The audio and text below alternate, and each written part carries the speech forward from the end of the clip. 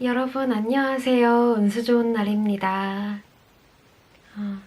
여러분들께서 남겨주신 댓글들을 하나하나 다 읽어봤는데요. 저를 향해 보내주신 따뜻한 응원들에 정말 감동받았고 이렇게 좀 영상으로나마 여러분들에게 감사하다는 인사를 드리고 싶어서 영상을 켜게 됐습니다. 그리고 댓글들을 확인해보니까 저와 비슷한 상황의 노인분들, 그러니까 청각장애를 경험하고 계시거나 난청을 경험했던 분들이 상당히 많더라고요. 그에 비해서 난청을 어떻게 대처해야 할지에 대한 정보나 돌발성 난청이 청각장애로 이어질 수 있다는 위험성에 대한 정보는 찾기가 쉽지 않아서 제 경험으로나마 좀 여러분들에게 정보를 공유해드리고 이야기를 나누고 싶어서 영상을 찍게 되었습니다. 난청이라는 것은 듣기 어려운 증상을 의미하고 종류는 여러 가지가 있는데요.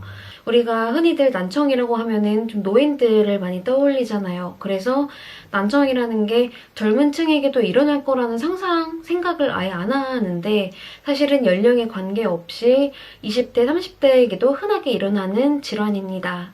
저처럼 자고 일어나서 갑자기 소리가 들리지 않는 경우는 이제 돌발성 난청이라고 하는데요. 돌발성 난청은 발생하는데 사실은 이유가 없어요. 그래서 이유가 없어서 또 치료하기도 어려운, 거의 치료가 불가능한 그런 질환인데 돌발성 난청의 증상으로는 첫 번째, 이명이 있다. 두 번째, 좀 소리가 잘 들리지 않는다. 세 번째, 귀가 비행기를 탄 것처럼 먹먹하다. 네 번째, 물에 잠수해 있는 것처럼 뭔가 막힌 기분이 들고 물이 나온다. 이렇게 증상들이 있다면은 정말 빨리 응급실이나 기타 이비인후과 병원에 가서 바로 치료를 받으셔야 하는 응급질환입니다. 청력이라는 것은 떨어지고 나면 치료할 수 있는 방법이 없거든요. 그래서 난청이 온 사람들 중에 3분의 1은 청력을 회복하고 3분의 1은 청력을 잃고 3분의 1은 청력을 회복하지만 점점 이렇게 시간이 흐르면서 청력이 이제 감소하는, 쇠퇴하는 그런 증상을 보이는데 저 같은 경우도 청력이 2013년에 처음 돌발성 난청으로 오른쪽 귀가 상실됐고 왼쪽 귀로 한 8년 정도 지냈거든요. 근데 2018년 정도에 돌발성 난청이 갑자기 와서 응급치료를 받았습니다. 응급치료를 받아서 회복이 됐어요. 그리고 작년 2월 달에 시내버스를 타고 가다가 버스가 급정거를 하면서 제가 버스에서 이렇게 굴렀거든요. 그래서 그 다음 날에 갑자기 아무 소리가 들리지 않아서 병원에 갔고 치료를 했습니다. 그리고 6월달, 7월달 정도에 소나기를 좀 맞게 됐는데 우산이 없어서 그때도 갑자기 소나기를 맞은 다음 날에 돌발성 난청이 왔고 회복이 또 됐습니다. 치료를 받아서. 그리고 나서 마지막으로 9월 1일 날 그냥 갑자기 자고 일어났더니 아무 소리가 들리지 않았고 그렇게 지금까지 돌발성 난청이 진행돼서 청각장애 진단을 받게 되었습니다. 어떤 저의 경험들로 봤을 때 돌발성 난청이라는 게 스테로이드 투여를 통해서 그 순간에는 회복되는 것 같아 보여도 결국에는 이렇게 0으로 수렴하듯이 청력이 좀 감소하는 그런 상황인 것 같고 여러분들께서 만약 이명이나 이충만감 그리고 난청 등이 좀 오신다면은 그때 응급치료만 할 것이 아니라 난청이 온 시점을 바탕으로 좀 장기적인 치료 계획, 청력 보존 계획들을 세우셔서 치료를 하셨으면 하는 바람이고요. 난청이 2013년부터 지금까지 주기적으로 발생되고 또 치료되고 발생되고 치료되고 이렇게 하다가 결국에는 마지막으로 회복되지 않아서 청각장애인이 되었지만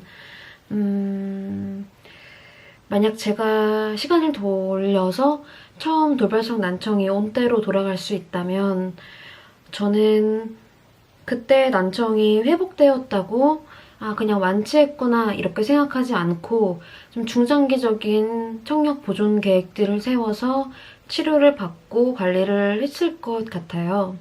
제가 이비인후과를 정말 많이 다녔거든요. 근데 어느 병원에서도 돌발성 난청이 반복돼서 올 것이라는 말과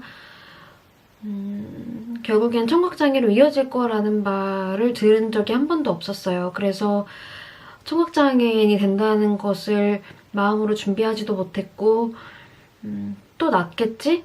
또 저번처럼 회복이 되겠지? 이런 생각만 하면서 그냥 시간을 지냈습니다.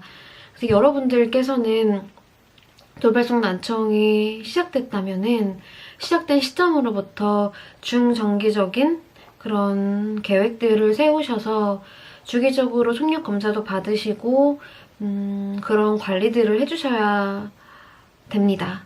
저는 여러분들이 이 점을 꼭 기억해 주시기를 바라서 조금은 무겁게 이렇게 말씀을 드렸는데요.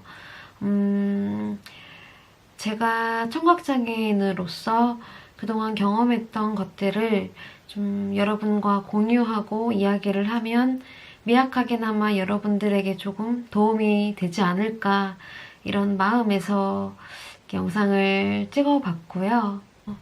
정말 많은 분들이 댓글을 남겨주셨었는데 그 중에서 이 댓글이 제 마음을 막 후벼 파더라고요. 그래서 여러분들이랑 공유를 하고 싶어서 이렇게 가지고 왔습니다. 한번 읽어보겠습니다. 누군가의 하이라이트 씬과 당신의 비하인드 씬을 비교할 필요는 없을 것 같아요. 지금 숨기고 싶고 힘들었던 이 씬들이 내 하이라이트를 위한 비하인드 씬인걸요. 이 말씀처럼 하이라이트 씬도 영원하지 않으니 자만할 필요 없고 나의 숨기고 싶고 끝날 것 같지 않았던 그런 비하인드 씬도 영원하지 않으니 좌절하고 힘들어할 필요 없다. 이런 생각이 떠오르더라고요. 우리는 보통 타인의 하이라이트를 보고 자기 자신을 자책하기도 하고 미워하기도 하잖아요. 저 또한 수많은 타인의 하이라이트들을 보면서 나의 비하인드와 비교하고 난 왜 이러지? 하는 그런 의문들을 항상 가졌던 것 같아요.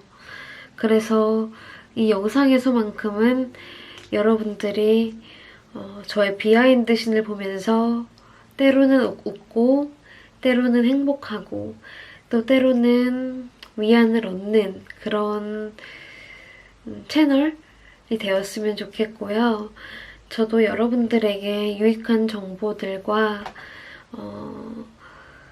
여러분들이랑 소통할 수 있는 그런 기회들을 많이 만들어 볼 테니까 영상 앞으로도 많이 시청해주세요.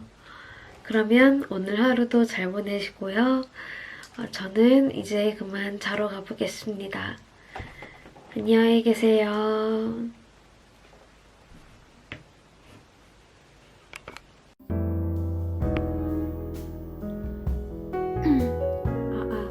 안녕하세요. 운수 좋은 날입니다.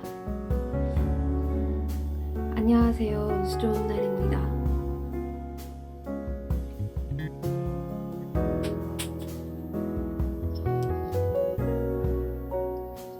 안녕하세요. 운수 좋은 날입니다.